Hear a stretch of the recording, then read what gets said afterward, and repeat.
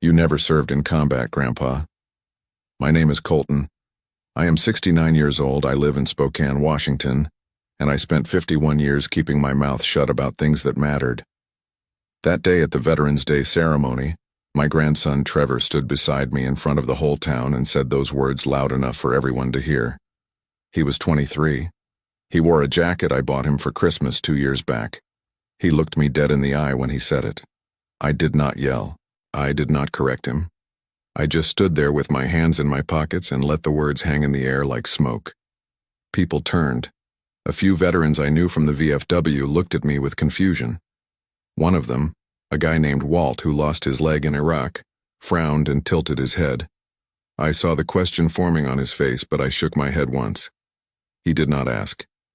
Trevor kept talking. He told the people around us that I had exaggerated my service, that I worked a desk job stateside, that I never saw real action. He said it with confidence, like he had done his research, like he knew. His girlfriend stood next to him with her phone out, recording everything. She smiled when he said it. I wondered if this was planned. I had raised Trevor since he was 11. His mother, my daughter Jessica, died in a car accident on Interstate 90 during a snowstorm. His father was not in the picture. Never had been. So I took him in. I fed him. I paid for his school. I taught him how to drive, how to fix a leaking faucet, how to shake a man's hand and mean it. I gave him everything I had left to give after my wife Helen passed 3 years before that. Now he stood in front of me and told a crowd of strangers I was a liar. I looked at the memorial behind us. Names carved into black granite. Some of those names were men I knew. Men who did not come home. Men whose faces I still saw when I closed my eyes at night. I thought about the jungle, the heat, the sound of helicopters, the smell of burning fuel and wet earth. I thought about the things I had done and the things that had been done to me. I thought about the weight of a rifle in my hands and the way fear tasted like copper in your mouth. Trevor did not know any of that. He did not know because I never told him. After the ceremony ended, people avoided me. A few came up and patted my shoulder without saying anything. Walt walked over and looked at me for a long moment. He did not ask questions. He just nodded and walked away. I appreciated that. Trevor left with his girlfriend before I could say anything. Not that I planned to say anything. I drove home alone in my truck. The roads were quiet. The sky was gray. I pulled into my driveway and sat there for 20 minutes with the engine off. My hands rested on the steering wheel. I stared at the house I had lived in for 42 years. The house where I raised Jessica. The house where I took in Trevor after Jessica died. The house where Helen and I spent every Christmas morning for decades. I thought about the box in my closet, the one I kept on the top shelf behind a stack of old sweaters, the one I had not opened in years. I thought about what was inside. Medals, photos, a purple heart, a folded flag, letters I never sent, things I never showed anyone, things Trevor thought did not exist. I got out of the truck and went inside. The house was cold. I turned on the heat and made coffee. I sat at the kitchen table and drank it black. The clock on the wall ticked. The refrigerator hummed. I thought about Trevor's words. I thought about the way people looked at me. I thought about the men whose names were on that memorial. Then I thought about what I was going to do next. I enlisted in 1973. I was 18 years old. I grew up in a small town outside Spokane, where everyone knew everyone and most families had someone who served. My father fought in Korea. My uncle died in World War II. When my number came up, I did not think twice. I went. They sent me to Vietnam in 1974. I was assigned to an infantry unit near the Cambodian border. We ran patrols. We secured villages. We took fire almost every other day. I saw things no kid should see. I did things no man wants to remember. I came home in 1975 with a Purple Heart, a Bronze Star, and a mind that did not work the way it used to. When I got back, people did not want to hear about it. The war was over. Everyone wanted to move on. So I kept it to myself. I went to work at a lumber mill. I met Helen at a church social. We got married. We had Jessica. I built a life. I did not talk about Vietnam. Not with Helen. Not with anyone. It was easier that way. Jessica grew up knowing I served, but she never asked for details. I think she sensed it was not something I wanted to discuss. She was a good kid, smart, kind. She worked as a nurse at Sacred Heart Medical Center. She loved helping people. When she died, it broke something inside me that never healed. Trevor came to live with me when he was 11. He was angry. He did not understand why his mom was gone. He acted out in school. He got into fights. I did my best. I fed him. I made sure he did his homework. I took him fishing on the Spokane River every summer. I taught him how to change a tire, how to balance a checkbook, how to treat people with respect. He mellowed out as he got older. He went to community college. He started dating a girl named Brooke. He got a job at a warehouse. He seemed happy. I thought I had done right by him. Then, about 6 months ago, things started to shift. Trevor began asking me about my service. He wanted to know where I was stationed, what I did, if I saw combat. I gave him vague answers. I told him it was a long time ago. I told him it did not matter anymore. He pressed harder. He said he wanted to understand. He said it was important to him. I should have told him the truth then. I should have taken him into my closet and shown him the box. But I did not. I kept my mouth shut. I thought it would blow over. It did not blow over. Trevor started doing research. He found records online, service records, deployment dates, unit assignments. He found enough to convince himself that I had lied about my service. He found enough to believe I had spent the war behind a desk, shuffling papers, never seeing action. He was wrong, but I did not correct him. A few weeks before the Veterans Day ceremony, Trevor came over for dinner. He brought Brooke. We ate meatloaf and mashed potatoes. We talked about the weather, about his job, about Brooke's family. Then, at the end of the meal, Trevor looked at me and said he wanted to honor me at the ceremony. He said he wanted to stand beside me and tell everyone about my service. He said it would mean a lot to him. I told him I did not need that.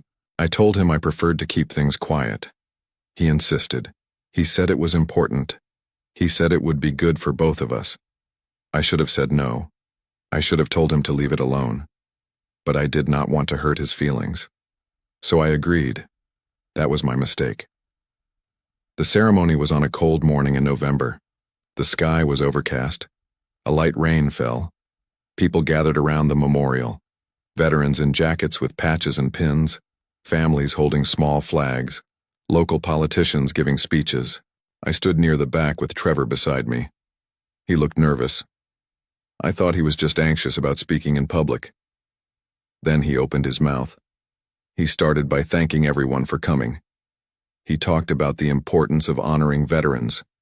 He talked about sacrifice and service. Then he turned to me. He put his hand on my shoulder. He said he wanted to clear something up. He said there had been some confusion about my service. He said I had never actually served in combat. He said I worked a desk job. He said I had exaggerated my role. I felt the air leave my lungs. People turned. Walt stared at me. An older woman I did not know shook her head. A teenager laughed. Brooke filmed the whole thing on her phone. Trevor kept talking. He said it was important to be honest. He said he loved me, but that the truth mattered. I stood there. I did not move. I did not speak. I just let it happen. When it was over, Trevor walked away with Brooke. He did not look back. I stayed for another 10 minutes. I shook hands with a few people who offered condolences or confusion.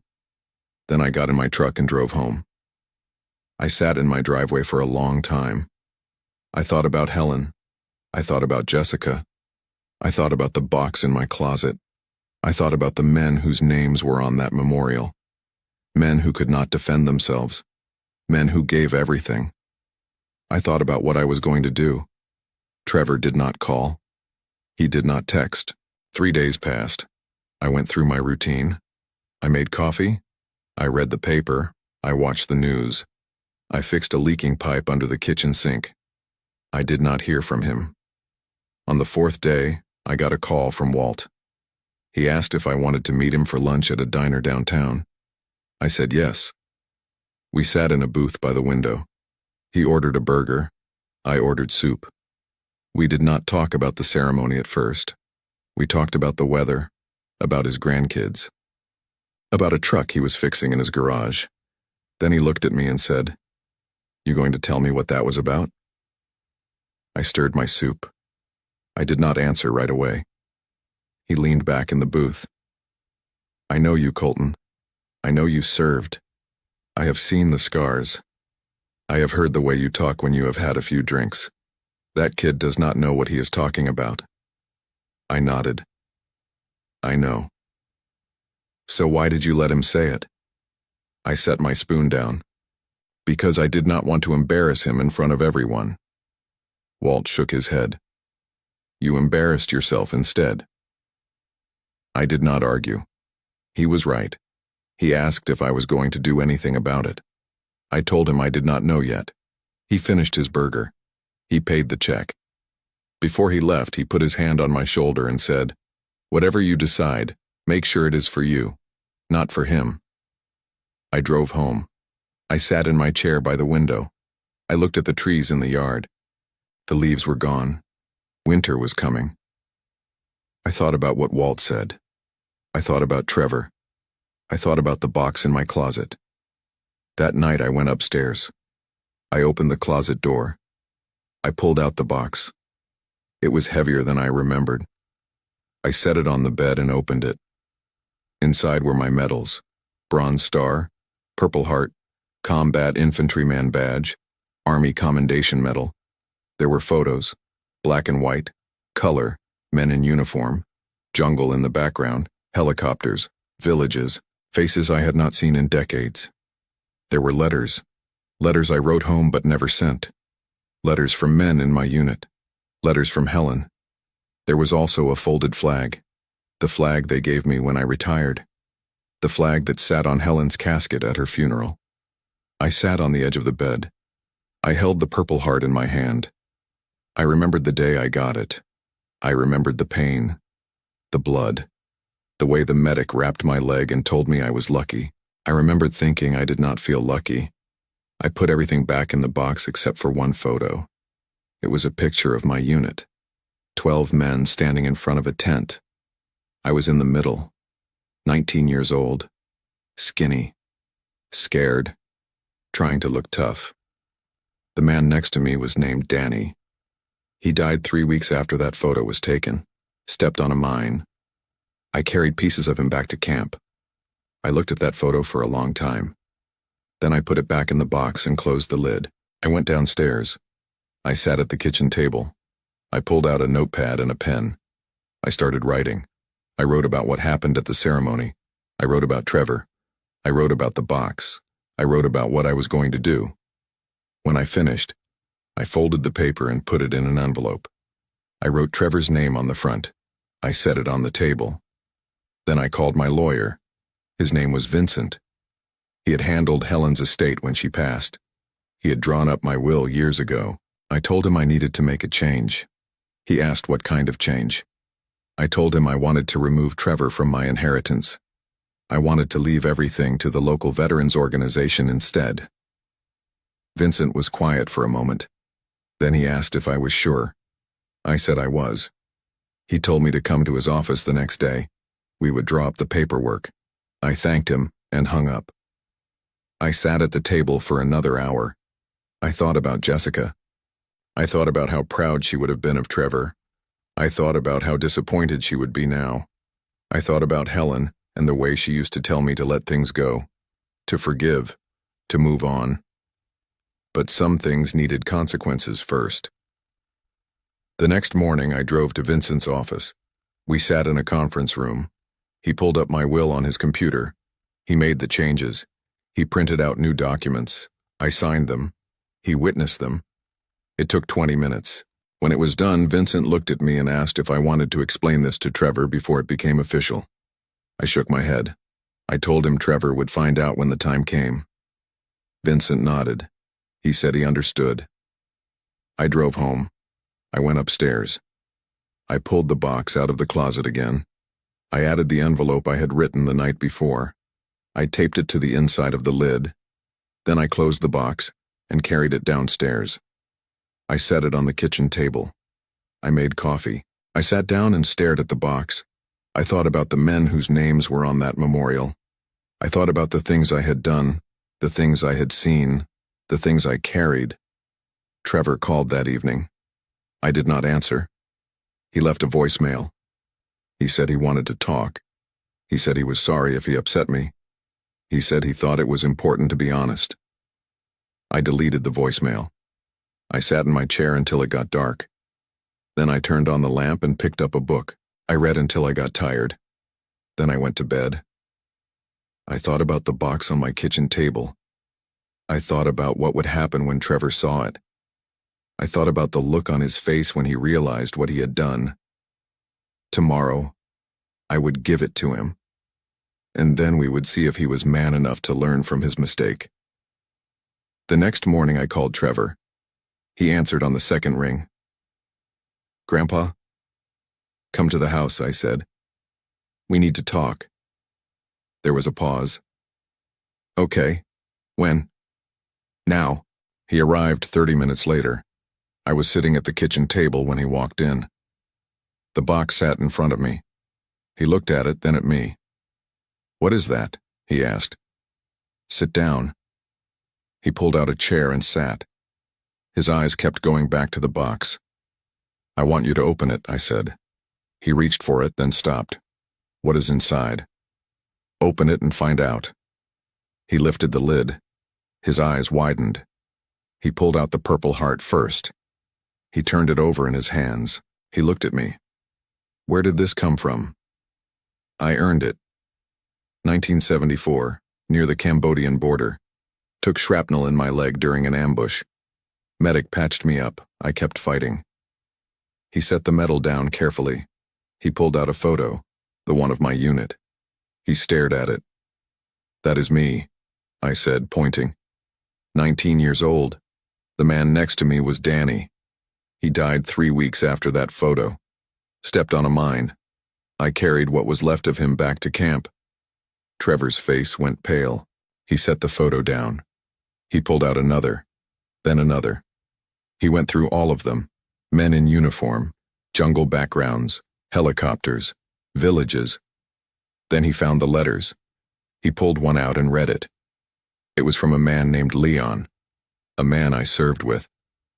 The letter described missions we ran, firefights we survived, villages we secured, men we lost.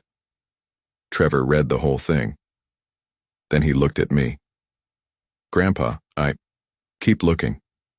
He pulled out more letters from other men in my unit, each one describing what we went through, what we saw, what I did. Then he found the service records, deployment orders, unit assignments, combat citations, medical records. He read through everything. His hands shook. Finally, he found the envelope taped to the inside of the lid. He looked at me. I nodded. He opened it. He pulled out the letter I had written. He read it silently. His face changed as he went. Color drained from his cheeks. His jaw clenched. When he finished, he set the letter down and stared at the table. The letter said, "Trevor, you stood in front of a crowd and called me a liar. You humiliated me in front of people I served with, in front of people who knew men who died. You did it because you thought you knew the truth. You thought you had proof. You were wrong. Inside this box is the proof you should have looked for. The proof you would have found if you had bothered to ask me instead of assuming. Medals, photos, letters, records. Everything you said did not exist. I served in Vietnam from 1974 to 1975. I saw combat. I earned every medal in this box. I earned the right to stand at that memorial. I earned the respect you took from me. I changed my will. You are not in it anymore. Everything I worked for, everything I built is going to the Veterans Organization, the house, the savings, everything. You have one chance to fix this. One chance to prove you are more than the mistake you made. Now try and do better than me." "Grandpa?" Trevor sat there for a long time. He did not look at me. He stared at the letter, at the medals, at the photos. Finally, he spoke. His voice cracked. "Grandpa, I'm so sorry." Sorry does not fix it. I know it does not. But I need you to know that I did not mean to hurt you. I thought I was doing the right thing. You thought you knew better than me. He nodded. Tears ran down his face. I was wrong. I was so wrong. Yes, you were. What can I do? How can I fix this? I leaned back in my chair. That is up to you. I gave you the truth. What you do with it is your choice. He wiped his eyes. He looked at the box, at everything inside. Can I take this? Can I keep it? Why? Because I need to understand. I need to know what you went through. I need to learn. I thought about it. Then I nodded. Take it. Read everything. Look at every photo. Learn every name, and when you are done, you come back here and tell me what you learned. He picked up the box carefully, like it was fragile. I will. I promise. One more thing. He looked at me. You are still out of the will. That does not change unless you earn it back. And earning it back means more than just saying sorry. It means becoming a man I can be proud of again. He nodded. I understand. He stood up. He carried the box to the door. Before he left, he turned back. Grandpa, I love you, and I am going to make this right. I did not respond. I just watched him leave. After he was gone, I sat at the table for a long time. I thought about what I had done. I thought about whether it was the right thing. I thought about Helen and what she would say. She would have told me to forgive him. She would have told me to give him a chance. I was giving him a chance. Just not an easy one. The next few days were quiet. Trevor did not call. He did not text. I assumed he was going through the box, reading the letters, looking at the photos, learning. Walt stopped by on the third day. He asked how things went.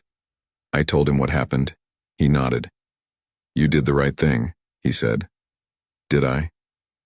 Yeah. You gave him the truth. You gave him a chance to learn. Most people do not get that. They just get shut out. You are giving him something to work with. I thought about that. I hope he uses it. He will, or he will not. Either way, you did what you could. Walt left.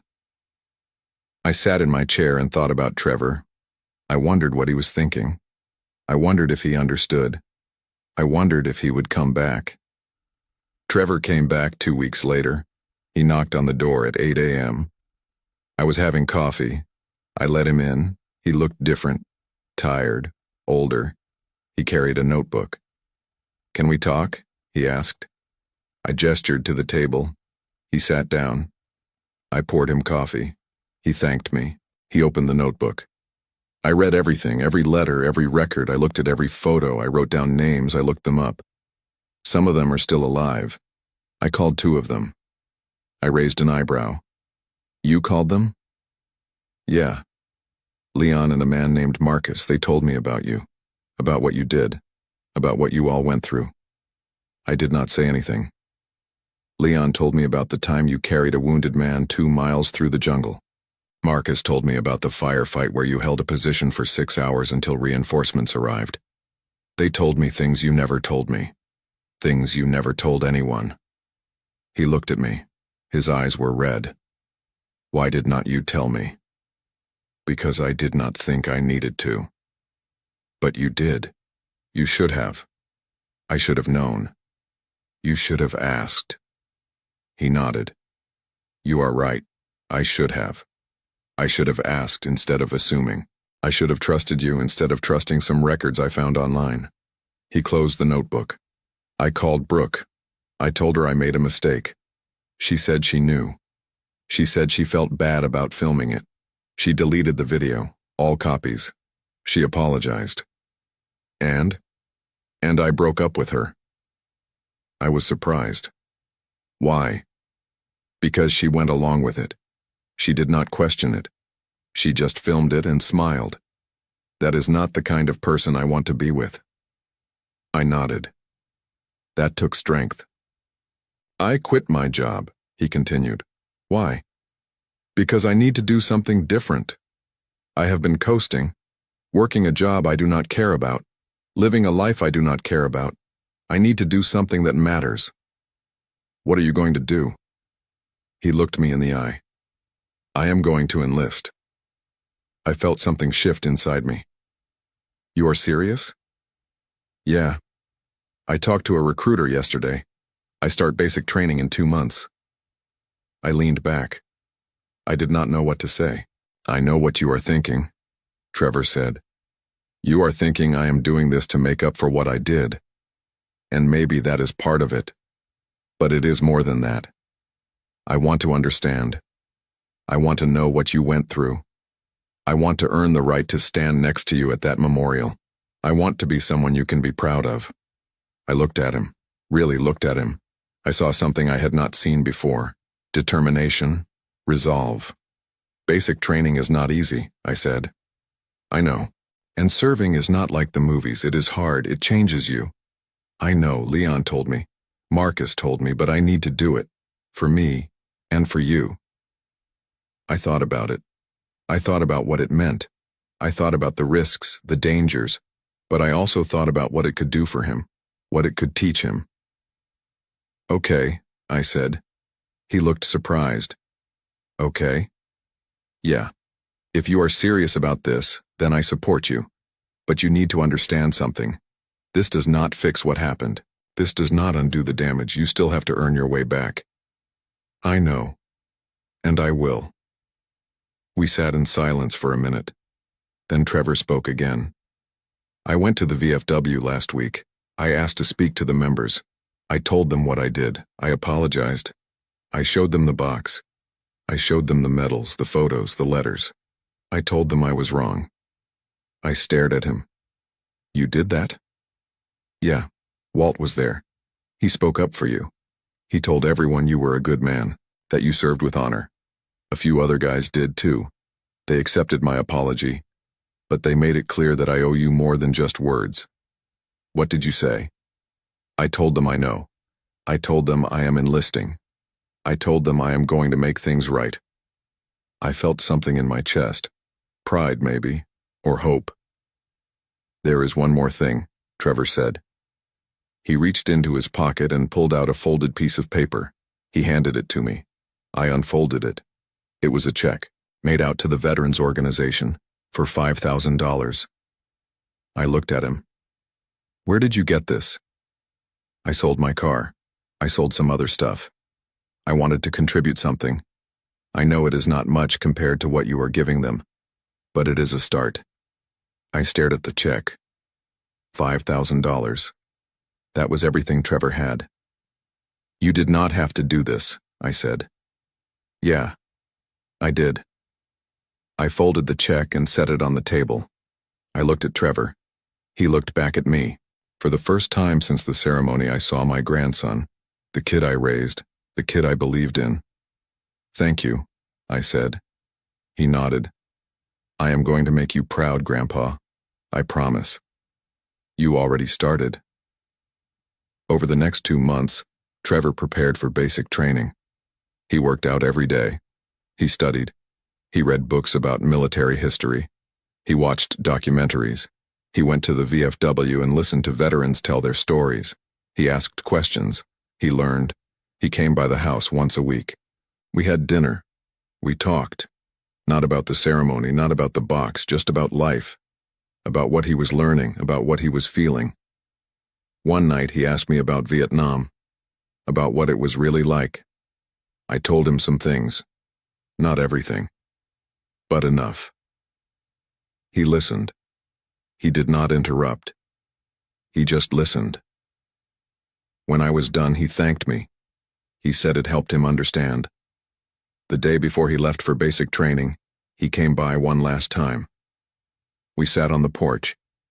It was a warm evening. The sun was setting. I am scared, he said. Good.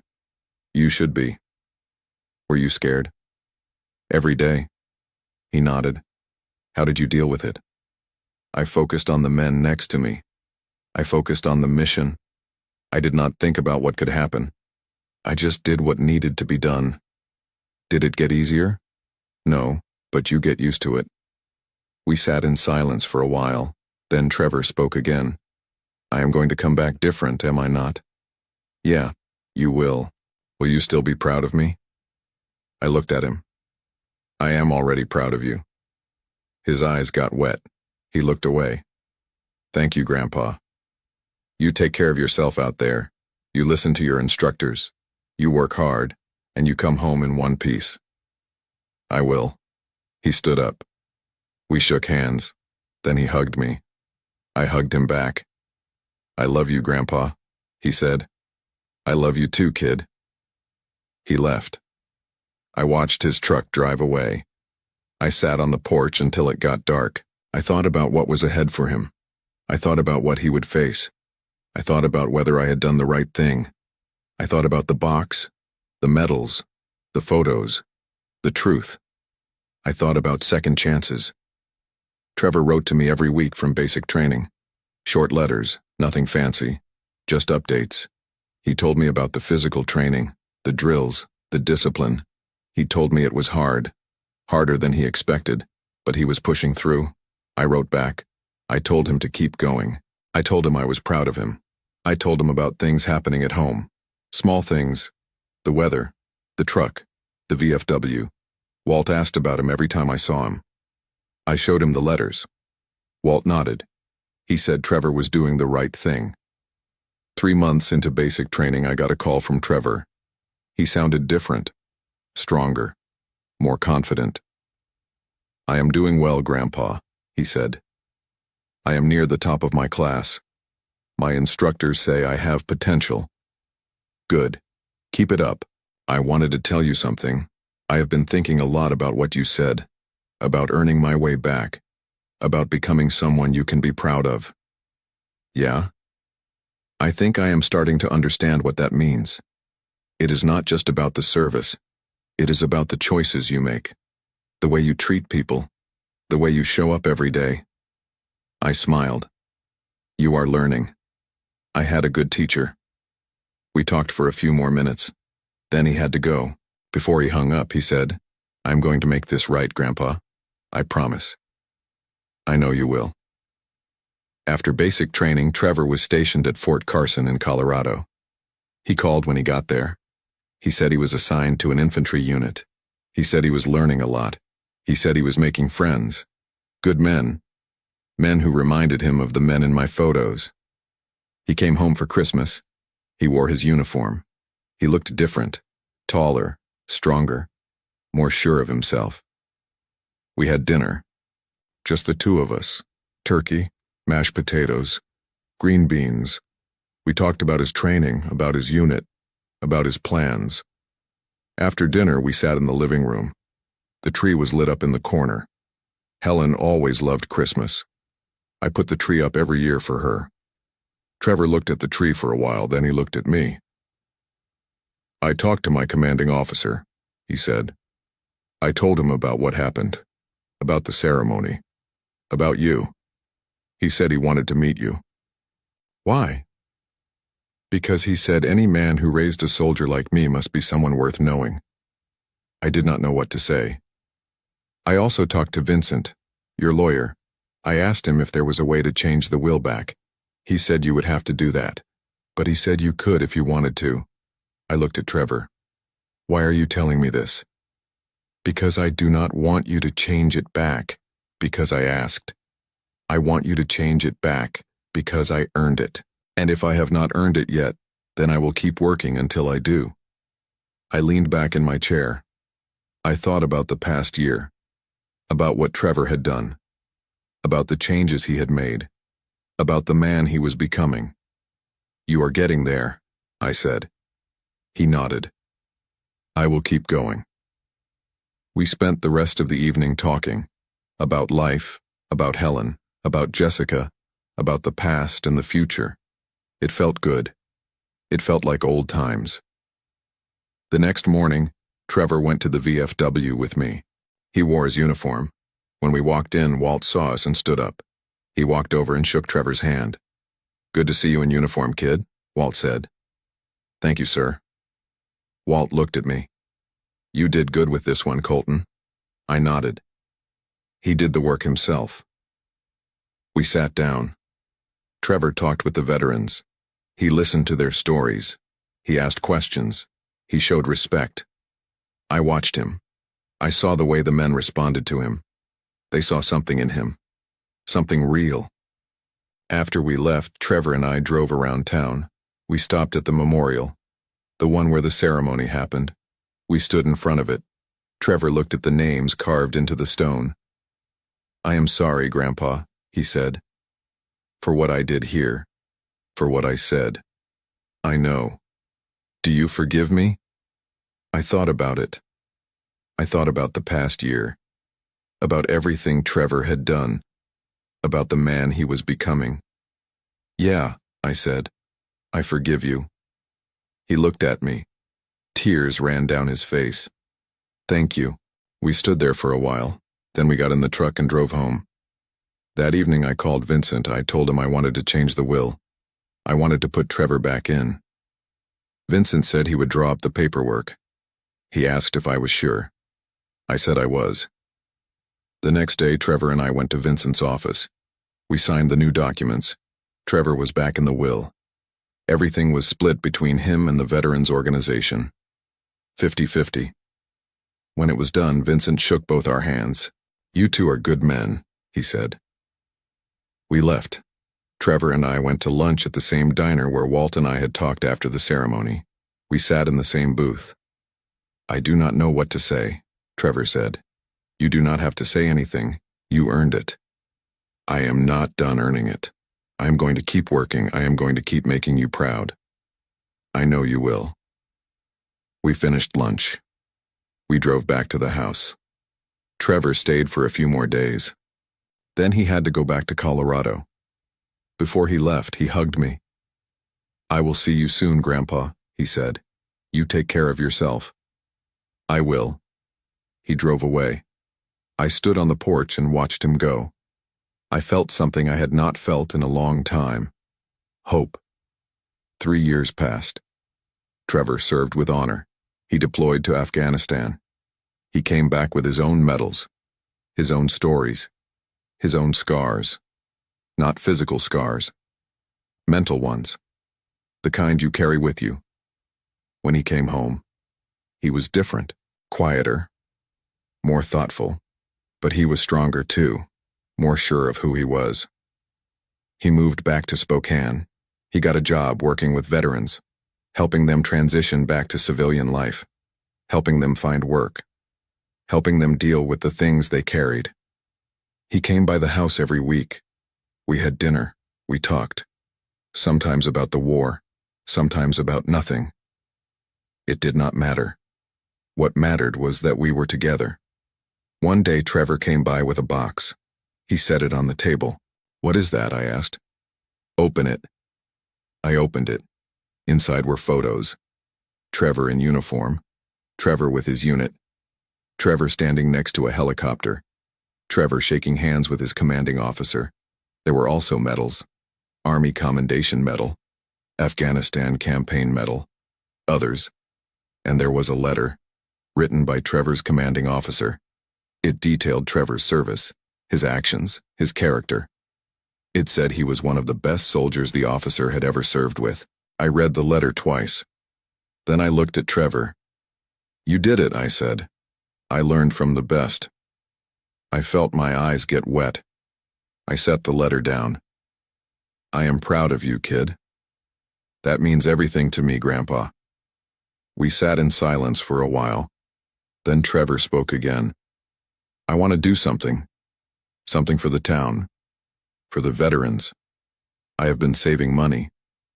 I want to start a program. A program that helps young veterans transition back home. I want to name it after you. I shook my head. You do not need to do that. Yeah, I do. You gave me everything. You gave me a second chance. I want to honor that. I looked at him. I saw the man he had become, the man I always knew he could be.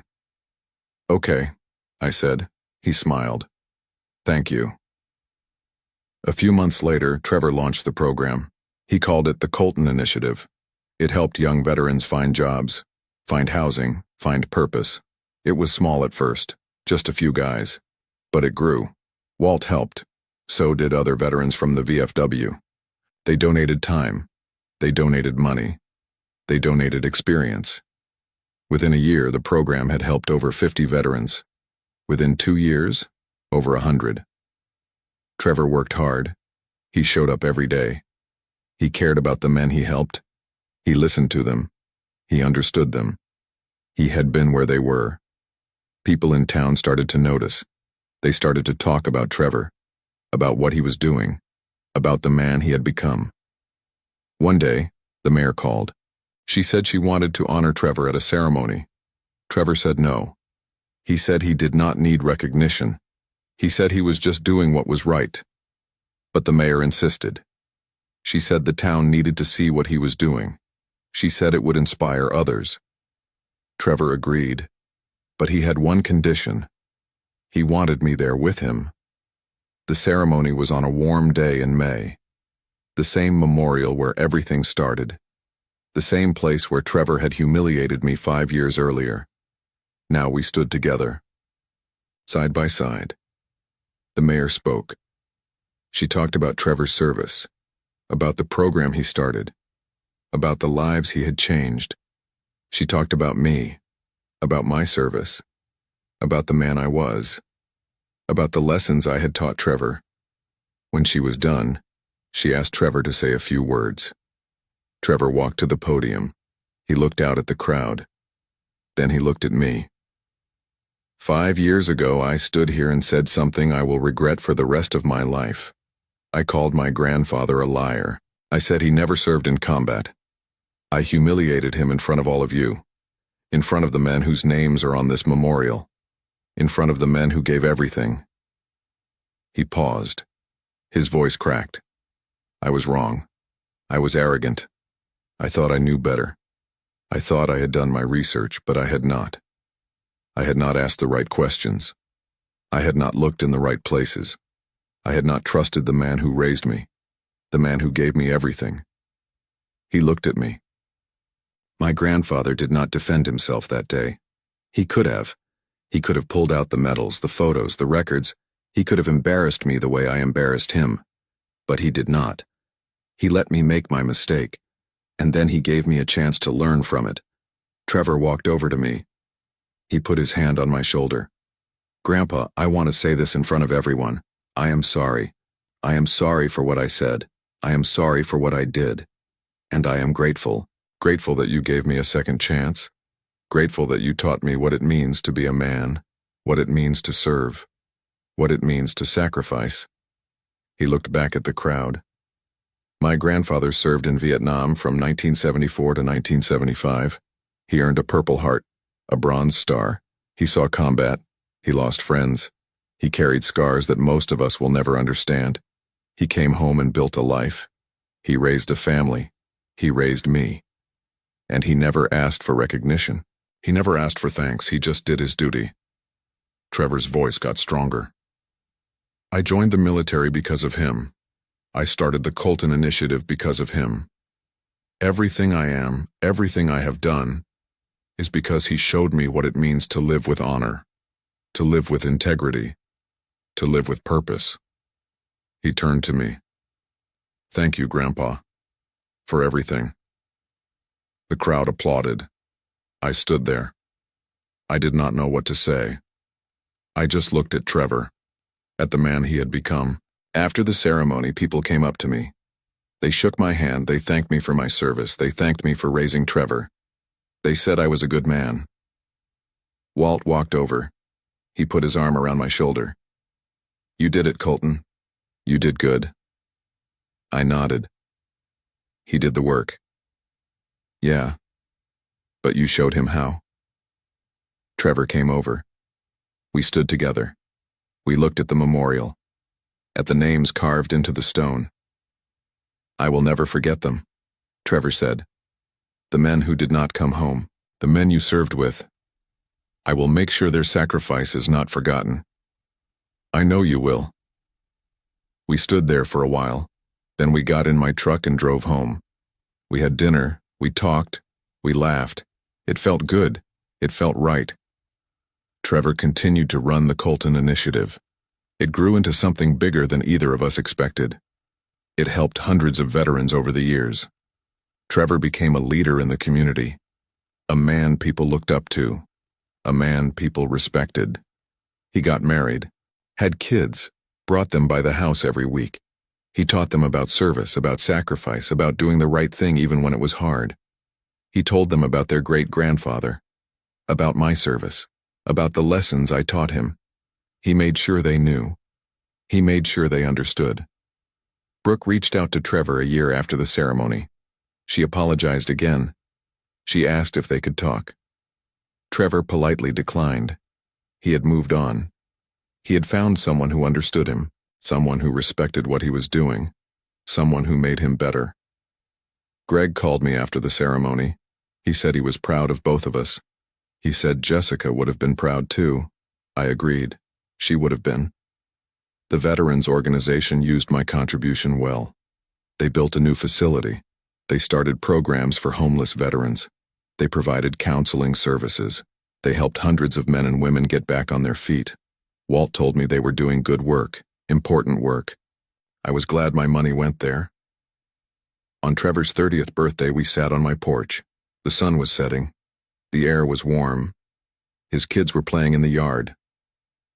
"You know what I think about sometimes?" Trevor asked. "What?" "That day, the ceremony. What would have happened if you had not given me that box? If you had not given me a chance to learn?" I thought about it. You would have figured it out eventually. Maybe, but maybe not. I was headed down a bad path. I was arrogant, selfish. I thought I knew everything. You were young. That is not an excuse. I hurt you. I disrespected you. I disrespected every man on that memorial. And you made it right. He looked at me. Did I? Yeah, you did. We sat in silence for a while. Then Trevor spoke again. I tell my kids about you, about what you did, about who you are. I want them to know what a real man looks like. I felt something in my chest. Pride, love, gratitude. You are a good father, I said. I learned from a good grandfather. His kids ran up to the porch. They climbed on Trevor's lap. They asked if I would tell them a story. I told them about the jungle, about the helicopters, about the men I served with. I kept it simple, age-appropriate. But I told them the truth. They listened. They asked questions. Trevor listened too. He had heard these stories before, but he never got tired of hearing them. When I was done, the kids went back to playing. Trevor and I sat on the porch. We watched them run around the yard. This is what it was all for, Trevor said. This moment, this life, this family. I nodded. Yeah, it was. Thank you for not giving up on me, Grandpa. I never gave up on you. I just needed you to find your way. I found it. Because of you. We sat there until the sun went down. Then we went inside. We had dinner. We laughed. We told stories. We lived. Some mistakes you learn from. Some mistakes make you better. Trevor made a mistake that could have destroyed our relationship, but he learned from it. He grew from it. He became the man I always knew he could be. And in the end, that was all that mattered.